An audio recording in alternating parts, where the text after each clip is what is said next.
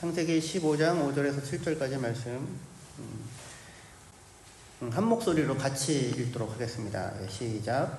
그를 이끌고 밖으로 나가 이르시되 하늘을 우러러 못 별을 셀 수 있나 보라. 또 그에게 이르시되 내 자손이 이와 같으리라. 아브라함이 여호와를 믿으니 여호와께서 이를 그의 의로 여기시고 또 그에게 이르시되 나는 이 땅을 내게 주어 소유를 삼게 하려고 너를 갈대아인의 우르에서 이끌어낸 여호와니라. 아멘. 네, 오늘 창세기 15장 5절에서 7절까지 본문으로 약속과 현실 사이 믿음으로 산다는 것이라고 하는 제목으로 함께 말씀 나누도록 하겠습니다. 방금 우리가 읽은 본문인 창세기 15장은 아브라함의 생애에 있어서 가장 중요한 순간 중에 한 순간을 기록하고 있습니다. 아브라함이 여호와를 믿으니 여호와께서 이를 그의 의로 여기셨다라고 하는 이 말씀은 성경 전체를 관통하여 믿음으로 의롭다함을 얻는다라고 하는 소위 칭의, 발음하기 너무 어렵네요. 네. 이신, 믿음으로써 칭의, 의롭다, 칭해진다라고 하는 그런 우리가 믿는 그 말씀의 뿌리가 되어지는 말씀이 오늘 이 본문 말씀입니다. 네, 아브라함이 하나님을 믿었다고 말하는데 무엇을 믿었다는 걸까요? 네, 되게 밑도 끝도 없는 말이에요. 누군가를 믿는다라고 하는 것이. 믿어. 목사님 믿어요. 이 수학 문제를 풀어주세요. 저한테 보지 마세요. 목사님 믿어요. 이 요리를 해주세요. 저는 할 수 없는 거거든요. 그러니까 누군가를 믿는다는 게 굉장히 사실은 그냥 누구를 믿는다고 하는 게 되게 밑도 끝도 없는 말입니다. 근데 아브라함이 하나님을 믿었다 그렇게 얘기하고 있어요. 뭘 믿었다는 걸까요? 오늘 본문에서는 하나님의 약속을 믿었다는 거예요. 그리고 약속하신 것을 능히 하나님이 이루실 수 있는 분이다 라고 하는 것을 믿었습니다. 근데 여기서 약속은 뭐냐면 구체적으로 자손에 대한 약속이었어요. 하나님 저에게는 아직 아들이 하나도 없습니다 라고 하는 그런 아브라함에게 하나님은 하늘의 별과 같이 셀 수 없이 많은 자손을 약속하세요. 그러자 아브라함이 그 하나님을 믿습니다. 그러니까 뭘 믿었다는 거예요? 자손에 대한 그 약속을 이루실 하나님을 믿었다. 이렇게 되는 거죠. 그렇게 아브라함이 하나님을 믿자 하나님은 그 믿음을 그것을 그의 의로 여겨주셨다라고 말씀하고 있어요. 의롭다 하셨다, 의로 여겨주셨다라는 이 말은 아브라함이 갑자기 도덕적으로 완전한 사람이 완벽해졌다라는 그런 의미가 아니고요. 하나님과 관계를 맺는 데 있어서 꼭 필요한 것이 갖추어졌다라는 의미입니다. 의라고 하는 건 관계에 대한 얘기거든요. 하나님과 관계를 맺는 데 있어서 꼭 필요한 것이 갖추어졌다. 뭐가 갖추어졌다는 거예요? 믿음이.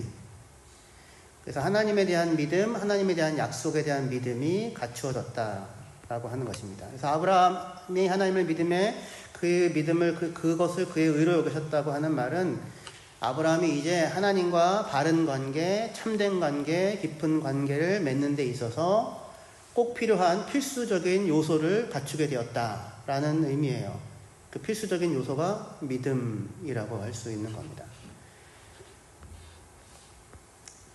그 믿음이 있어야 그 다음부터 모든 게 보여요. 뭔가를 이렇게 안다고 해서 믿게 되는 게 아니고요. 믿음이 있어야 알게 됩니다. 믿음이 있어야 그 다음 단계로 나아갈 수 있게 돼요. 하나님과의 관계 속으로 하나님이 열어주는 세계 속으로 들어갈 수 있게 돼요. 아브라함은 지금 하나님의 약속을 믿을 뿐 아니라 그 약속을 주신 하나님을 신뢰하고 있는 자리에 창세기 15장에 지금 서 있습니다.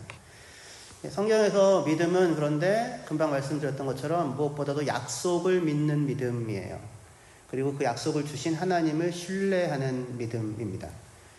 이것이 기독교 신앙을 이해하는 데 있어서 너무나도 중요한 말이에요.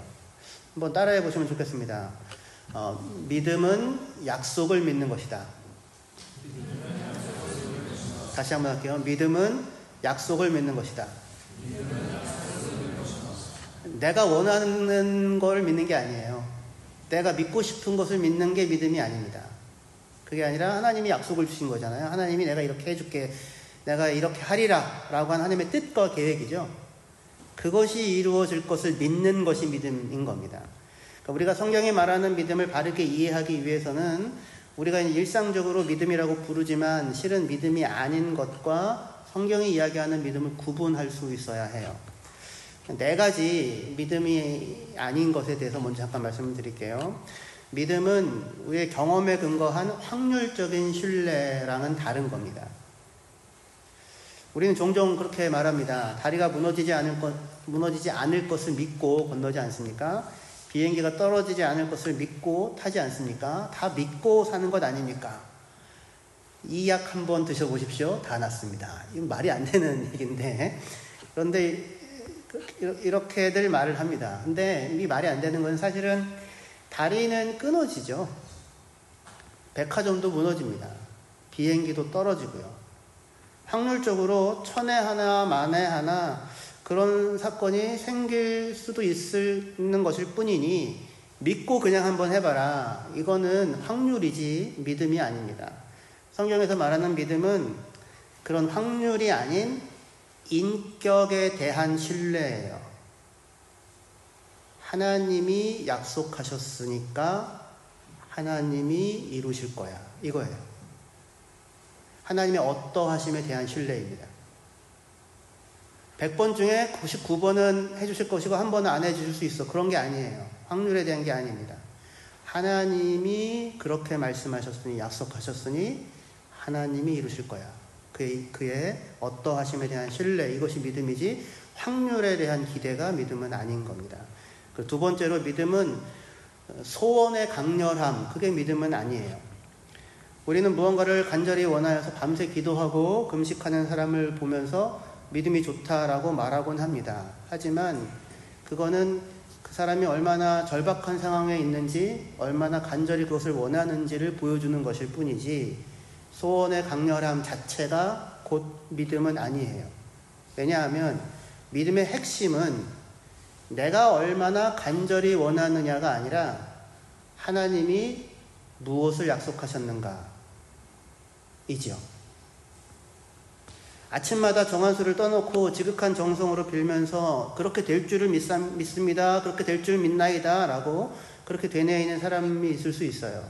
그거는 그 사람이 얼마나 절박한지, 얼마나 그 소원이 강렬한지를 나타내는 표현일 뿐이지 그것이 약속하신 하나님을 신뢰하는 믿음과는 전혀 다른 겁니다.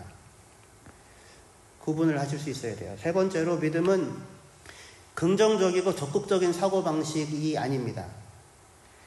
말하는 대로 된다, 믿는 대로 이루어진다라는 식의 자기 암시나 이런 정신적인 훈련이 성경이 얘기하는 믿음은 아닌 거예요. 그거랑은 다른 겁니다. 그것은 물론 인간의 내적인 잠재력을 막 끌어올리려고 하는 거잖아요. 그러니까 뭐 내가 말하는 대로 난 할 수 있어, 난 믿는 대로 될 거야 막 이렇게 얘기하면 뭔가 조금 더 할 수 있을지는 모르겠으나 그것이 하나님을 신뢰하는 믿음, 하나님의 약속을 신뢰하는 믿음과는 그건 방향이 다른 겁니다. 아브라함이 아들이 하나도 없잖아요. 나는 아이를 100명 낳을 수 있어, 1000명 낳을 수 있어, 막 그냥 말하는 대로 믿는 대로 될 수 있어. 그런다고 되는 게 아니에요. 그리고 그렇게 하여 아들을 많이 낳는다고 해도 그거는 그냥 자기가 낳은 거지 약속의 자손은 아니죠. 하나님이 약속으로 주신 건 아니죠. 믿음이랑은 방향이, 결이 다른 것입니다. 믿음은 내가 원하는 미래를 내가 스스로 그려내고 그것을 현실로 만들어내는 어떤 기술과 같은 것이 아니라, 그게 아니라 내게 찾아오신 하나님, 약속을 가지고 내게 찾아오신 그 하나님이 나의 삶에 뜻하신 것을 반드시 이루어 가실 것이다 라고 하는 것을 믿고, 그래서 그 나의 삶의 참된 주도권을, 내 삶의 진정한 복을 이루시는 분이 내가 아니라 그 하나님이라고 하는 것을 믿고서 내 삶에 대한 참된 주도권을 하나님께 넘겨드리고, 그리고 그 약속이 결국 나의 가장 복된 미래가 되고야 말 것이다 라고 하는 것을 신뢰하고 그의 인도를 따라가는 것입니다. 그리고 네 번째로, 믿음은 덮어놓고 믿는 맹신과는 다릅니다. 때로 신앙의 이름으로 모든 질문과 의심을 억압할 때가 있습니다.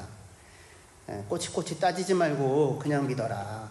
근데 이거는 성경이 얘기하는 믿음과는 전혀 다른 겁니다.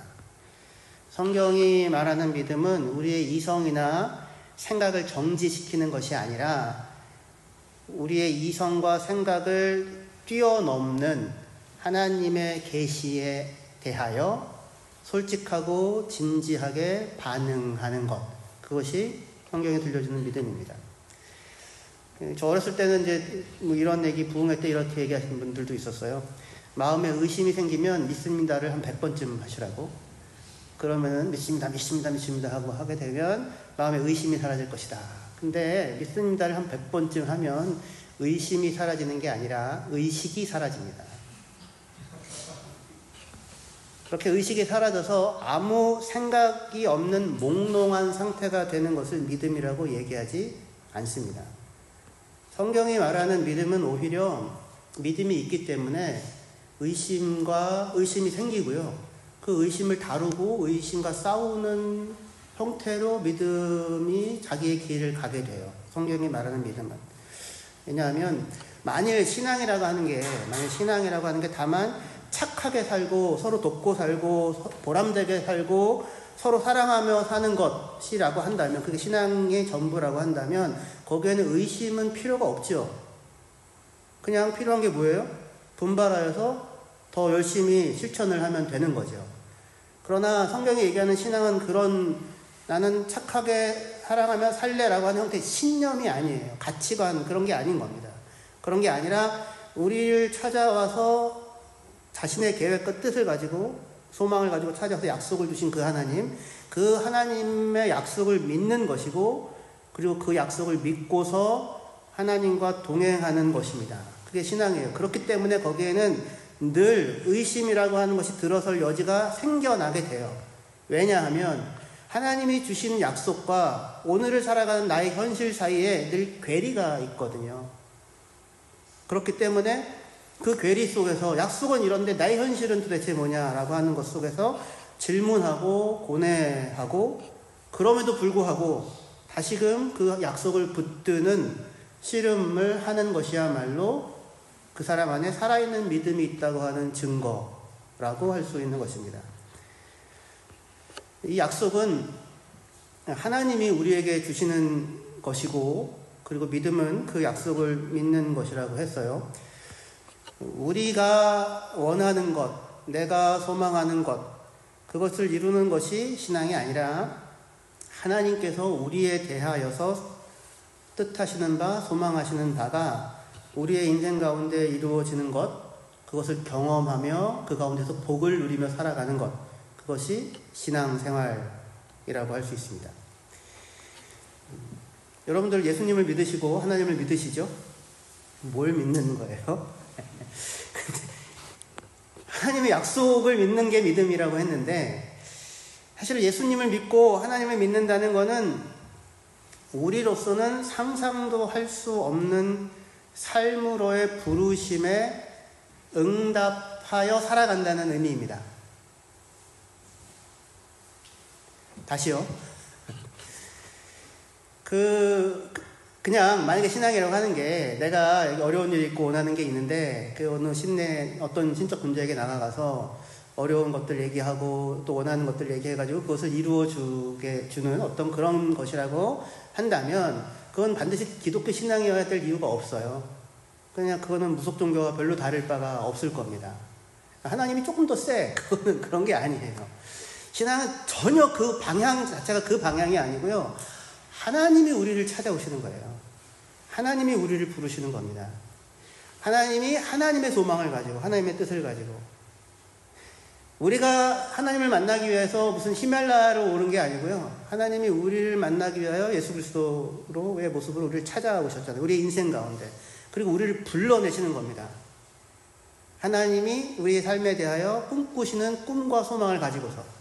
그래서 예수를 믿게 되었다, 하나님을 믿게 되었다고 하는 것은 이 하나님의 부르심, 그 부르심에 응답하여서 엮여서 코가 끼어서, 그래서 그 길을 떠나 하나님과 믿음으로 동행하는 삶을 살게 되었다라고 하는 의미예요. 예수님께서 제자들을 부르셨을 때 제자들이 밤새 고기를 잡았지만 그물을 던졌지만 아무것도 잡지 못했었던 아침이었어요. 그 밤이 지나고. 그래서 피곤한 몸을 이끌고서 그물을 씻고 있는데 그때 제자들은 감히 단 한 번도 상상해 본 적이 없었던 삶으로 예수님을 통하여 부름을 받게 됩니다. 나를 따라오너라. 내가 너희를 사람들의 어부가 되게 할 것이다. 그렇게요. 그리고 그 부름을 따라 나서면서 제자들은 더 이상 자신의 소원이 아니라 고깃배 하나 장만해야겠다. 하나 갖고 안 되니 2개를 장만해야겠다. 집을 넓혀야겠다. 이번에 좀 고기 좀 많이 잡나. 이런 형태의 자기의 입장에서의 소원이 아니라 자기들을 찾아와 부르신 예수님의 소망을 따라서 내가 너희를 사람들의 어부가 되게 하리라 라고 하는 예수님의 소망을 따라서 살아가는 제자로서의 삶을 출발하게 됩니다. 그래서 그 믿음의 주도권은 그렇게 약속을 가지고 내가 너희를 사람들의 어부가 되게 하리라 라고 하는 약속이잖아요. 축복된 약속이거든요.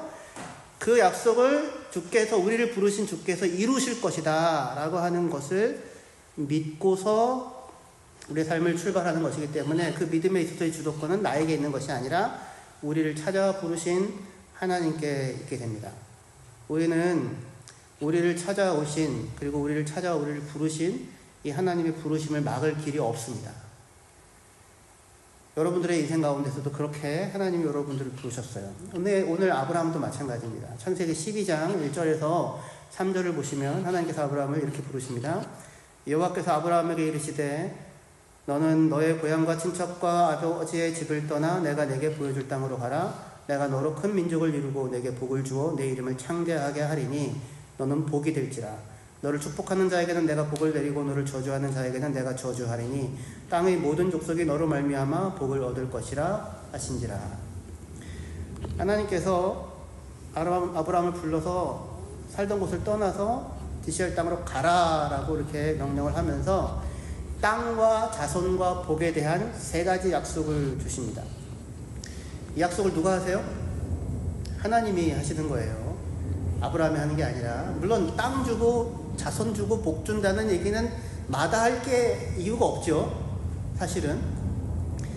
그런데 아브라함이 꿈꾸고 생각하고 있는 마다할 게 없네요 라고 하는 것과는 하나님이 이 땅과 복과 자손이라고 하는 것 안에 담아놓고 그리고 있는 그림은, 세계는 훨씬 다른 거예요. 아브라함이 아마 상상도 해보지 못했던 것이었을 수 있어요. 그래서 이 부르심에 대한 주도권을 하나님이 가지시고 아브라함에게 찾아오세요. 아브라함에게 주시겠다고 하는 약속의 내용이 무엇이었습니까? 보이는 땅을 내가 너에게 주겠다라고 하는, 너와 네 자손에게 주겠다는 것과 큰 민족을 이루게 하겠다고 하는 자손에 대한 약속, 그리고 너는 복이 될지라. 너로 말미암아 땅에 있는 모든 족속이 복을 얻을 것이다 라고 하는 복에 대한 약속을 가지고 하나님이 아브라함을 찾아오십니다.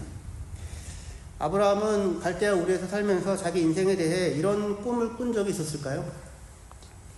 그러지 않았을 거예요. 아브라함이 꿈꿀 수 있었던 자기의 인생에 대한 그림은 자기가 살던 곳인 우르에서 조금 더 여유롭게 살되 자신의 뒤를 이을 아들을 하나라도 갖기를 바란다라고 하는 것이었을 거예요. 왜냐하면 아브라함에게는 자기의 뒤를 이을 아들이 없었던 거죠. 아브라함에게는 땅도 있었고요, 집도 있었고요, 돈도 있었지만 아들이 없었습니다.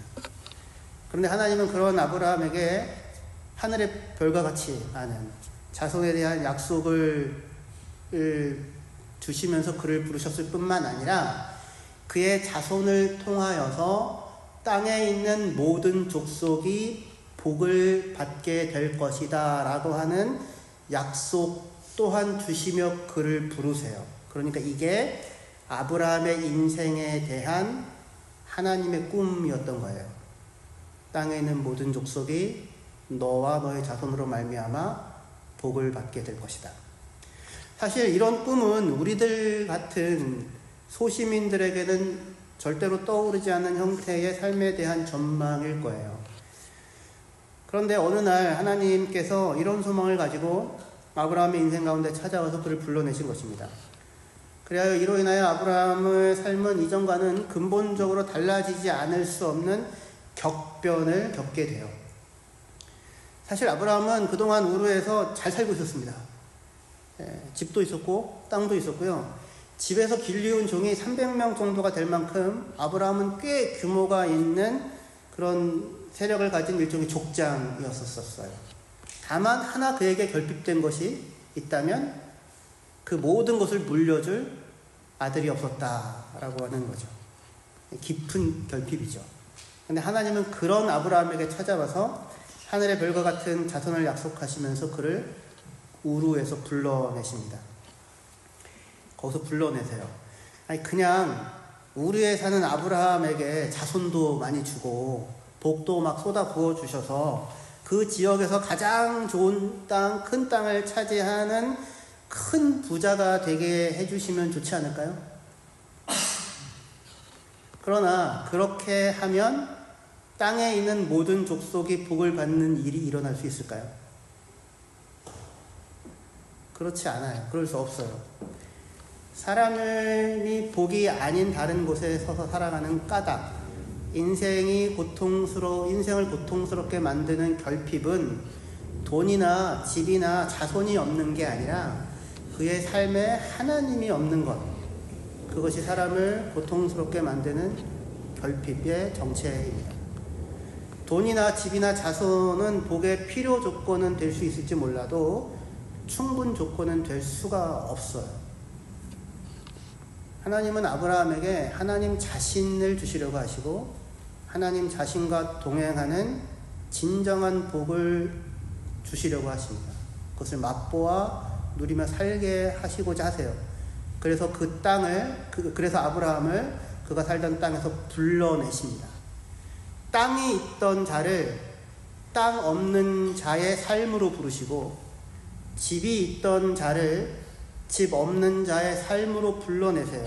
대신에 아브라함이 하나님의 약속을 자신의 땅으로 삼고 하나님의 신실하심을 자신의 집으로 삼아서 살아갈 수 있는 삶을 출발시킵니다. 말하자면 이때부터 아브라함은 믿음으로 하나님과 동행하는 삶이 시작된 거예요. 그렇게 떠난 아브라함의 여정은 그러나 순탄치는 않았습니다. 약속의 땅에 도착하자마자 그를 맞이했던 것은 통요가 아니라 극심한 기근이었어요.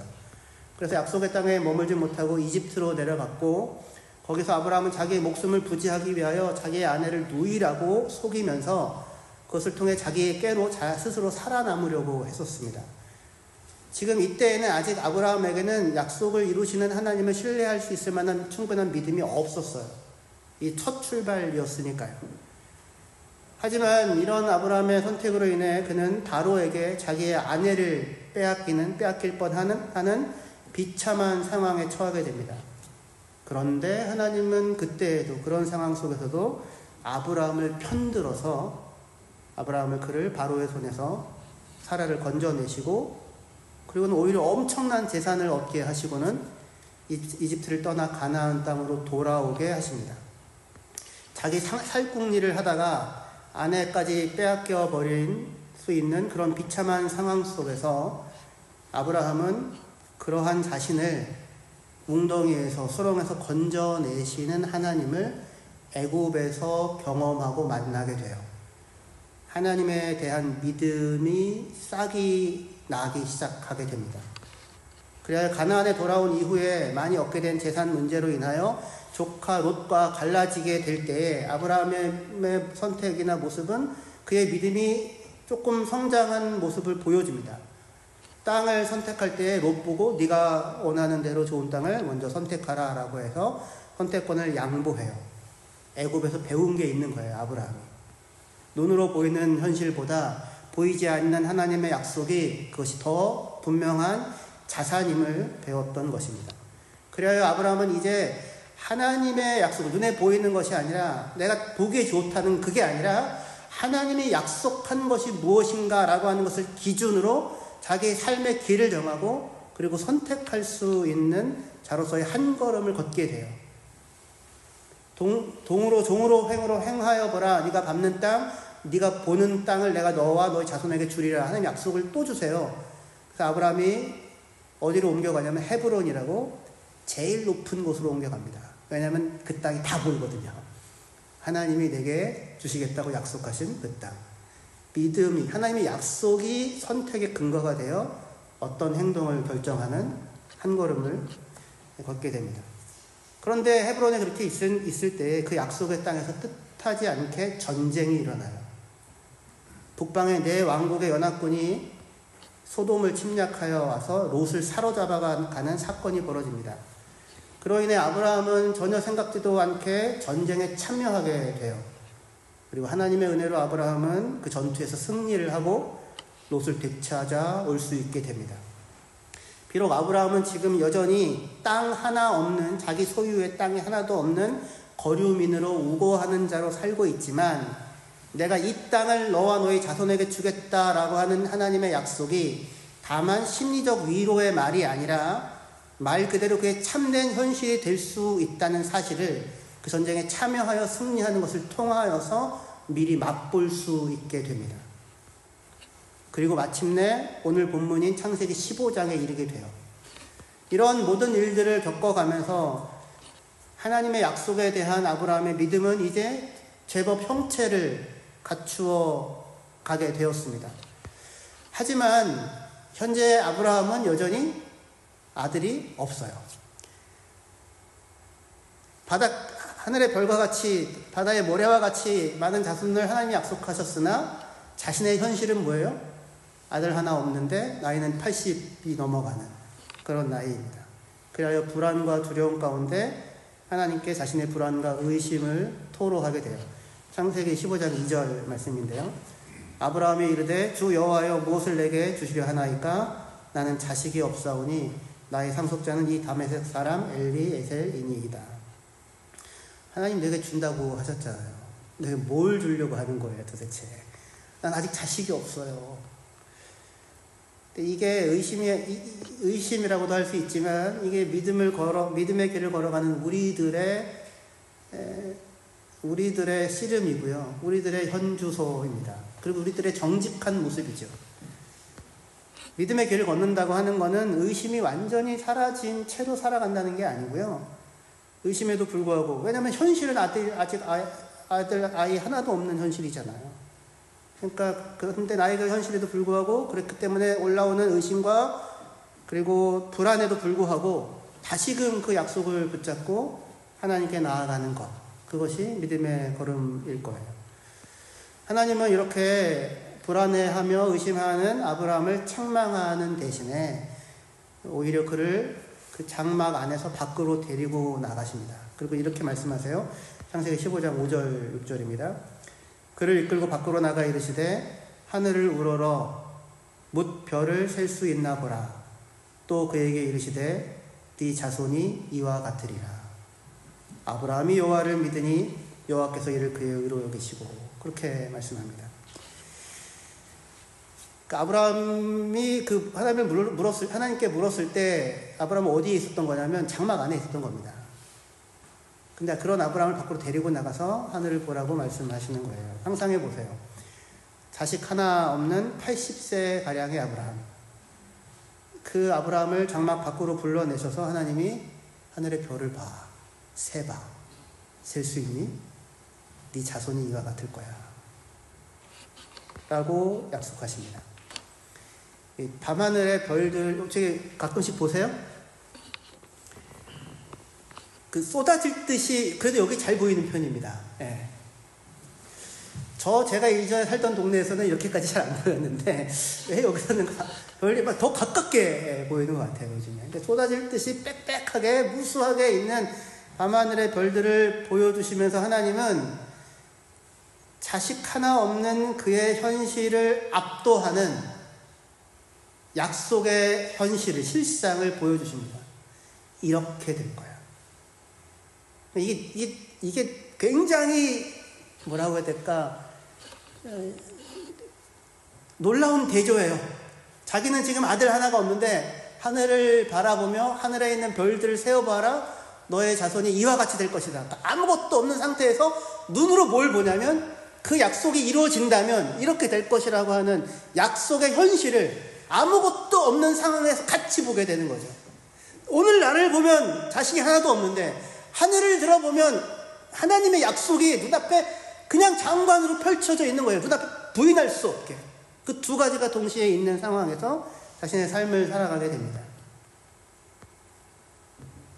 그때 아브라함은 이 하나님의 약속, 쏟아질 듯이 빛나는 하늘의 별들을 바라보며 그 하나님의 약속이 오늘 지금 내가 믿고 확신할 수 있는 자신의 현실이라고 하는 사실을 받아들이게 돼요. 이것이 아브라함이 여호와를 믿으니라고 하는 말씀의 의미입니다. 이때 아브라함의 믿음이 순도 100%의 완전한 믿음이라는 건 물론 아닙니다. 지금도 그렇지만 이후에도 그는 실수하고 흔들립니다. 하지만 최소한 지금 이 순간, 창세기 15장의 지금 이 순간 아브라함은 그 약속을 주신 하나님을 믿고 있고 그리고 그 신뢰 안에서 자신의 오늘을 살아갈 수 있습니다. 그런 믿음이 아브라함에게 있어요. 그리고 하나님은 바로 이 믿음을 그동안의 관계에서 비롯되어 그에게 생겨난 이 신뢰를, 하나님에 대한 신뢰를 의로움이다라고 여겨주십니다. 우리가 하나님과 올바른 관계를 맺으며 살아가기 위해서 필요한 것은 나의 완전함이 아니고요. 하나님의 약속, 신실하신 약속을 신뢰하는 믿음, 그것이 우리로 하여금 하나님과의 믿음의 동행을 가능하게 하는 것입니다. 우리는 아브라함처럼 우리도 부름을 받았잖아요.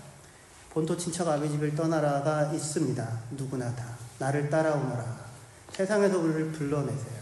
그것밖에, 세상에서 보여주는 복이 전부라고 생각하여 그것 속에서 살면서 무수히 겪는 결핍 가운데 그 결핍을 다른 것으로 아무리 채우려고 해도 채워지지 아니하는 갈증 속에서 사마리아 여인처럼 남편이 5이나 있었으나 여전히 정오에 물을 떠러와야 하는 그러한 인생 속에 살던 우리를 찾아와 불러내셔서 나를 따라오너라, 내가 너희에게 참된 복을 허락할 것이다 라고 하는 하나님의 부름을 따라 나온 사람들입니다. 그런 우리가 아브라함이 그랬듯이 우리의 삶에서 기근을 만나고 실패를 경험하고 의심에 빠지기도 할 것입니다. 하지만 하나님은 이 모든 우리의 삶의 과정을 통하여 아브라함 안에 믿음을 만들어 가셨던 것처럼 우리 안에도 믿음을 빚어가고 계십니다.